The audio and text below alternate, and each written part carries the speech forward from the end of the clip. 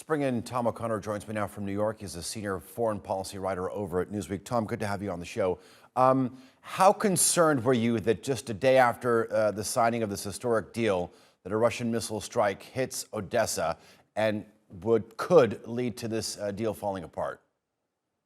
Yeah, well, it's certainly concerning, but it's not in the least surprising. I think to understand really the significance of this deal, we have to really look at it in context. The context is a global food crisis. This is not necessarily a large step advancing peace talks or any sort of slowing down of the actual conflict going on in Ukraine. So I think we have to temper our expectations when it comes to the conflict itself.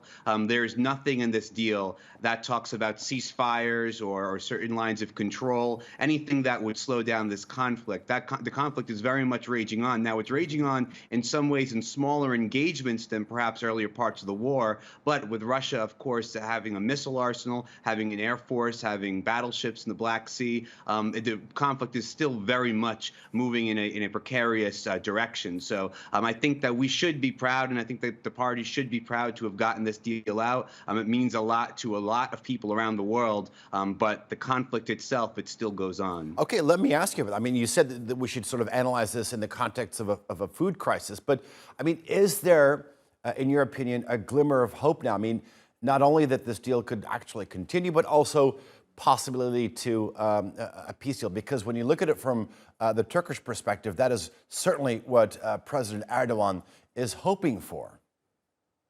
Well, Turkey has certainly demonstrated itself as being the most capable, the most well-placed mediator so far. I mean, there were talks earlier on the conflict between Russia and Ukraine.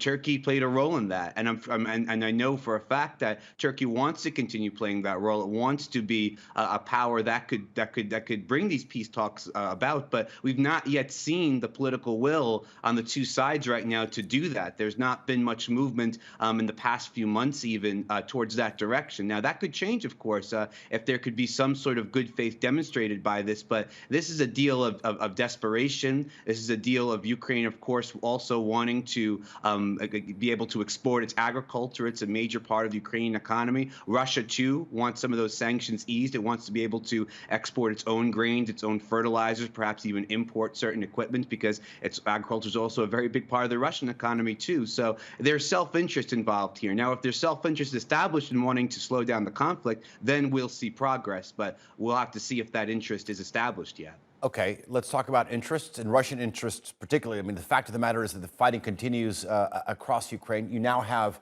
U.S.-supplied HIMAR long-range rocket systems, as well as the German Mars systems being delivered. I mean, if this and other sort of Western weapons slow the Russian advance even further, do you see Vladimir Putin saying, all right, this deal's off? Yeah, well, it's certainly a risk. I mean, there's no doubt about that. Right now, I think we're in a position, the conflict, where we're seeing smaller scale engagement, I said before. So we're seeing right now, where are the lines of control going to be when it does sort of halt to a stop? At some point, we have to imagine the two parties are going to dig down and say, this is where we're controlling right now. Let's talk, let's negotiate. But before that, if there is some sort of a political will to want to destroy this deal from the Russian side, then that's certainly a card that could be played. And of course, you know, with the fog of war right now as conflict, it's very difficult to follow the facts on the ground. So, you know, there's a lot of excuses and accusations being thrown. I'm sure it would be construed to be a Ukrainian fault, a Ukrainian violation. So it's something that I think Russia certainly sees as a point of leverage it can push if it wants to. So that's another risk with a deal like this, certainly. Yeah. Newsweek's Tom O'Connor, thank you very much for joining us here on TRT World. I do appreciate the analysis. Thank you.